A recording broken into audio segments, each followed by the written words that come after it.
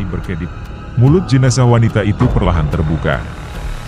Dari celah mulutnya, mereka melihat belatung-belatung kecil bergerak-gerak, diiringi dengan aliran nanah yang mulai keluar dari sudut bibirnya.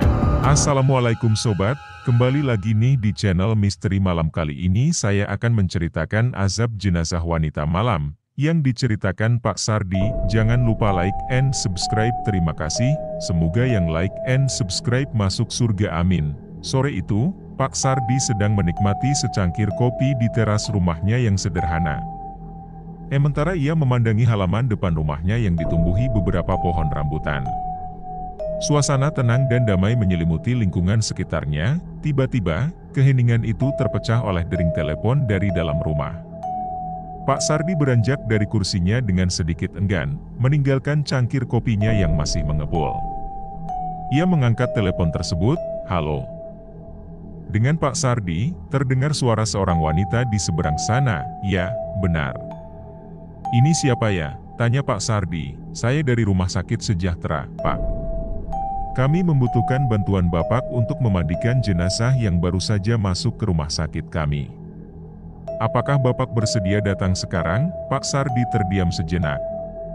Sebagai salah satu tokoh masyarakat yang sering diminta bantuan untuk urusan pemakaman, ia sudah terbiasa dengan permintaan semacam ini. Namun, panggilan di sore hari seperti ini tetap membuatnya terkejut.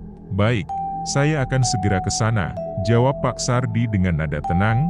Setelah menutup telepon, Pak Sardi menghela napas panjang. Ia kembali ke teras, meminum sisa kopinya dengan cepat. Lalu bergegas masuk ke dalam rumah untuk bersiap-siap. Tugasnya sebagai relawan pemandi jenazah memang tak mengenal waktu, selalu siap dipanggil kapanpun dibutuhkan. Meski awalnya merasa sedikit terganggu, Pak Sardi menyadari bahwa ini adalah bentuk pengabdiannya. Dengan pikiran itu, ia mengambil perlengkapan yang diperlukan dan bergegas menuju rumah sakit. Pak Sardi menyusuri koridor rumah sakit dengan langkah yang mantap. Sudah bertahun-tahun ia menjalani perannya sebagai pemandi jenazah, sebuah tugas yang ia anggap sebagai panggilan hidupnya. Pengalamannya yang panjang membuat ia terbiasa dengan suasana rumah sakit dan prosedur yang harus diikuti. Setibanya di bagian kamar jenazah, Pak Sardi disambut oleh Pak Rahmat, pengurus jenazah di rumah sakit yang sudah ia kenal baik. Assalamualaikum, Pak Sardi, sapa Pak Rahmat. Waalaikumsalam, Pak Rahmat, balas Pak Sardi. Bagaimana keadaannya? Pak Rahmat menjelaskan singkat tentang jenazah yang akan dimandikan, sementara mereka berjalan menuju ruang persiapan. Almarhum seorang pria. Usia sekitar 60 tahun. Meninggal karena sakit jantung. Pak Sardi mengangguk paham. Ia mulai mempersiapkan diri, mencuci tangan dan mengenakan perlengkapan yang diperlukan, sarung tangan, masker, dan celemek khusus. Sementara itu, Pak Rahmat menyiapkan peralatan yang dibutuhkan untuk memandikan jenazah, air, kain kafan, sabun, kapur barus, dan wewangian. Sebelum memulai tugasnya, Pak Sardi berdoa sejenak, memohon kelancaran dan keberkahan dalam menjalankan amanah ini. Ia selalu memperlakukan setiap jenazah dengan penuh hormat dan kehati-hatian, menganggapnya sebagai ibadah dan bentuk pengabdian terakhir kepada sesama manusia. Dengan tenang dan penuh konsentrasi, Pak Sardi bersiap untuk memulai prosesi memandikan jenazah. Ia tahu bahwa setiap gerakan dan tindakannya harus dilakukan dengan penuh kehati-hatian dan keikhlasan. Mari kita mulai, Pak Rahmat, ujar Pak Sardi dengan suara yang tenang namun penuh wibawa. Bersama-sama, mereka memulai tugas sakral ini, mengikuti tata cara yang telah ditetapkan dalam ajaran agama dan tradisi setempat. Mereka kemudian mulai proses mengkafani jenazah. Pak Sardi dengan hati-hati membentangkan kain kafan di atas meja, sementara Pak Rahmat membantu mengangkat tubuh jenazah. Suasana di ruangan itu hening dan hikmat, namun, ketika mereka sedang melipatkan kain kafan ke tubuh jenazah, tiba-tiba lampu di ruangan mulai berkedip-kedip. Awalnya pelan, kemudian semakin cepat dan tidak beraturan. Pak Sardi dan Pak Rahmat saling berpandangan dengan heran. Mungkin ada masalah dengan listriknya, gumam Pak Rahmat. berusaha tenang meski ada sedikit kegelisahan dalam suaranya. Mereka mencoba untuk tetap fokus pada tugas mereka. Namun, tak lama kemudian, tas Pak Sardi yang diletakkan di atas meja di sudut ruangan tiba-tiba jatuh ke lantai dengan suara keras. Membuat keduanya terlonjak kaget, jantung Pak Sardi berdegup kencang. Ia melirik ke arah jenazah, setengah mengharapkan akan melihat sesuatu yang tidak biasa. Namun, jenazah itu tetap terbaring diam, tidak ada yang aneh atau mencurigakan. Astagfirullah, ucap Pak Sardi pelan, berusaha menenangkan dirinya. Meski sudah berpengalaman, kejadian seperti ini tetap membuat bulu kuduknya merinding. Pak Rahmat, dengan suara sedikit bergetar, mencoba berkelakar untuk mencairkan suasana. Mungkin almarhum belum siap dipulangkan, Pak. Pak Sardi tersenyum tipis, menghargai usaha Pak Rahmat untuk meredakan ketegangan. Yang penting kita lanjutkan tugas kita dengan ikhlas, ujarnya, meski ia sendiri masih merasa tidak nyaman dengan kejadian barusan. Mereka melanjutkan proses mengkafani dengan lebih cepat, ingin segera menyelesaikan tugas mereka. Meski demikian, Pak Sardi tetap memastikan bahwa setiap langkah dilakukan dengan benar dan jam menunjukkan pukul 9 malam. Pak Sardi dan Pak Rahmat masih berada di rumah sakit, menyelesaikan beberapa urusan administrasi terkait jenazah sebelumnya. Mereka bersiap untuk pulang ketika tiba-tiba seorang perawat menghampiri mereka dengan tergesa-gesa. Pak Sardi, Pak Rahmat, maaf mengganggu. Ada jenazah baru yang baru saja masuk dan perlu dimandikan segera, ujar perawat itu dengan nada cemas. Meski sudah lelah, kedua pria itu mengangguk, paham akan tugas mereka yang tak mengenal waktu.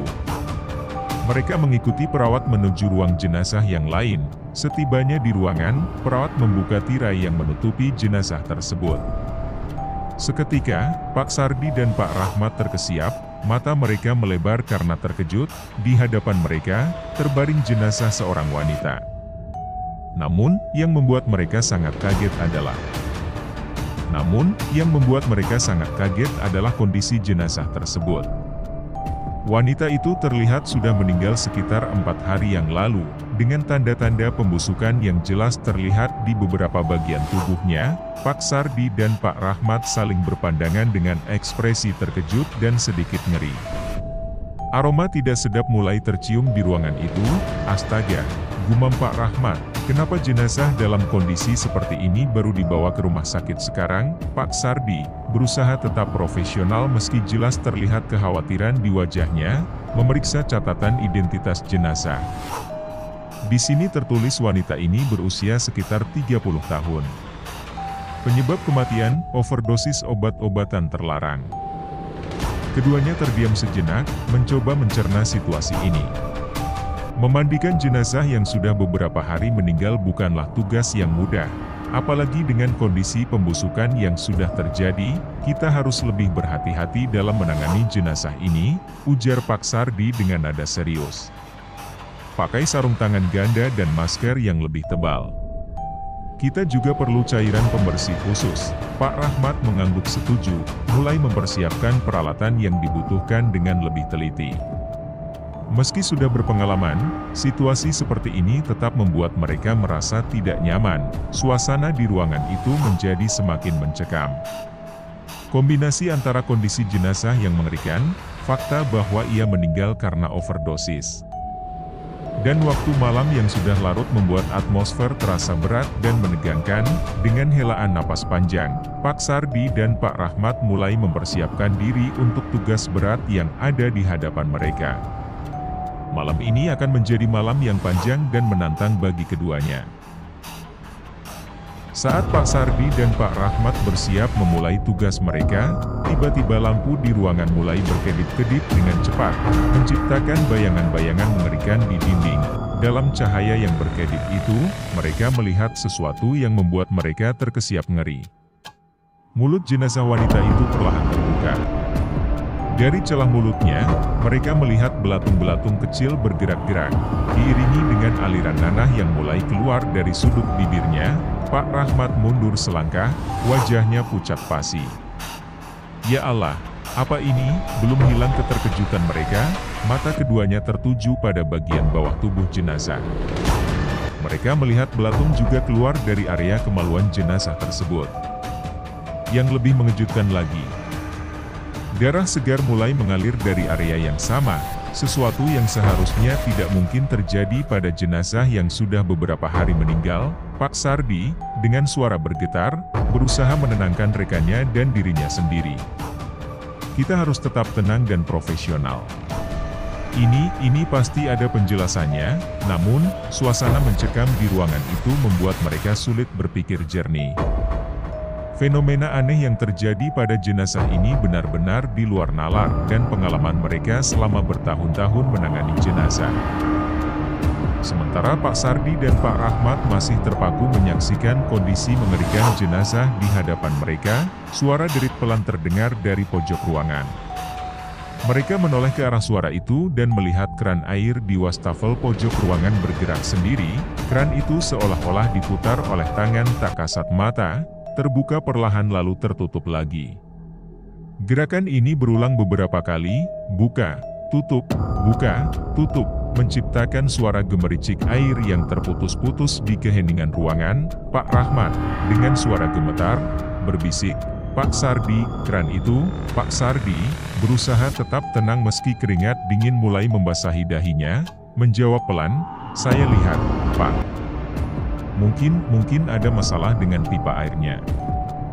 Namun, keduanya tahu bahwa penjelasan itu tidak masuk akal. Keran yang bergerak sendiri, ditambah dengan kondisi jenazah yang tidak wajar, membuat suasana di ruangan itu semakin mencekam. Mereka berdiri terpaku, tidak yakin harus berbuat apa. Di satu sisi, tugas mereka untuk memandikan jenazah harus dilakukan. Di sisi lain, rangkaian kejadian aneh ini membuat mereka ragu dan takut untuk melanjutkan. Suara keran yang terus berputar sendiri seolah menjadi latar belakang yang mengerikan bagi pemandangan jenazah yang masih mengeluarkan darah dan dipenuhi belatung di hadapan mereka. Meskipun menghadapi berbagai gangguan mengerikan, Pak Sardi dan Pak Rahmat akhirnya berhasil menyelesaikan tugas mereka. Dengan tangan gemetar dan keringat dingin yang terus mengucur, mereka berhasil memandikan dan mengkafani jenazah wanita tersebut. Setelah selesai mengkafani, Pak Sardi mulai mendorong keranda yang membawa jenazah itu keluar dari ruangan. Hatinya lega karena tugas berat ini akhirnya selesai. Namun, saat ia hendak melangkah keluar, sesuatu mendorongnya untuk menoleh ke belakang. Ketika Pak Sardi berbalik, jantungnya seolah berhenti berdetak untuk sesaat. Di sudut ruangan, ia melihat sosok samar seorang wanita. Sosok itu transparan, nyaris tak terlihat, namun cukup jelas untuk dikenali sebagai figur wanita muda. Wajahnya pucat namun tenang, dan bibirnya bergerak seolah mengucapkan sesuatu. Pak Sardi memicingkan mata, berusaha memahami apa yang diucapkan sosok itu. Dengan terkejut, ia menyadari bahwa sosok tersebut sepertinya mengucapkan terima kasih tanpa suara. Sebelum Pak Sardi sempat bereaksi atau memberitahu Pak Rahmat, sosok itu perlahan memudar dan menghilang, meninggalkan ruangan dalam keadaan sunyi dan dingin. Pak Sardi mengerjapkan mata beberapa kali, tidak yakin apakah yang dilihatnya nyata atau hanya ilusi akibat kelelahan dan ketegangan yang ia alami. Ia menarik napas dalam-dalam, berusaha menenangkan diri. "Ada apa, Pak?" tanya Pak Rahmat, yang menyadari perubahan ekspresi rekannya. Pak Sardi terdiam sejenak, mempertimbangkan apakah ia harus menceritakan apa yang baru saja ia lihat. Akhirnya, ia memutuskan untuk menyimpannya sendiri. "Tidak apa-apa," jawabnya pelan. "Ayo kita selesaikan tugas ini." Dengan hati yang masih berdebar kencang, Pak Sardi kembali mendorong keranda, membawa jenazah itu keluar dari ruangan yang telah menjadi saksi bisu berbagai kejadian aneh malam itu. Meski masih terguncang, setelah mengantarkan keranda ke ambulans, Pak Sardi dihampiri oleh seorang pria berpakaian rapi. "Permisi, Pak Sardi. Bisa kita bicara sebentar?" tanya pria itu dengan suara pelan. Mereka berjalan ke sudut halaman rumah sakit yang sepi. Pria itu memperkenalkan diri, "Saya Detektif Nanang." Detektif Nanang mulai menjelaskan, "Wanita yang baru Anda tangani bernama Sinta. Dia seorang pekerja seks komersial yang terlibat dalam banyak kegiatan gelap. Ia melanjutkan dengan nada serius. Selama hidupnya, Sinta tidak hanya terlibat dari wanita malam, tapi juga melakukan ritual gelap yang sangat berbahaya. Dia sering menggunakan ilmu hitam untuk menarik pelanggan dan menyakiti rivalnya. Kami percaya bahwa kondisi mengerikan jenazahnya mungkin merupakan semacam azab atas perbuatannya selama hidup. Beberapa saksi melaporkan kejadian-kejadian aneh di sekitar tempat Sinta meninggal. Pak Sardi teringat kembali akan pengalaman mengerikannya saat memandikan jenazah Sinta. Ia bergidik. Informasi ini membuat Pak Sardi terkesiap. Ia mulai memahami mengapa jenazah Sinta mengalami hal-hal yang tidak wajar. Saya harap Anda bisa merahasiakan informasi ini, Pak Sardi, pinta Detektif Nanang. Kasus ini masih dalam penyelidikan mendalam. Pak Sardi mengangguk, merasa berat dengan pengetahuan baru ini. Ia mulai memahami bahwa pengalaman horornya malam ini mungkin terkait erat dengan karma atas perbuatan Sinta semasa hidupnya. Ujar detektif, "Saya hanya sharing kepada Anda, Pak Sardi." Pak Sardi, "Oh iya, terima kasih atas informasinya, Pak.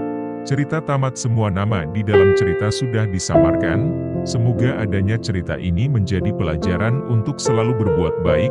Harap ambil hikmah pesan dari cerita ini. Terima kasih sudah meluangkan waktunya. Jangan lupa untuk like and subscribe agar mendukung saya terus semangat. Semoga kalian masuk surga. Jika kalian memiliki cerita horor bisa kirim ke email kami. Terima kasih."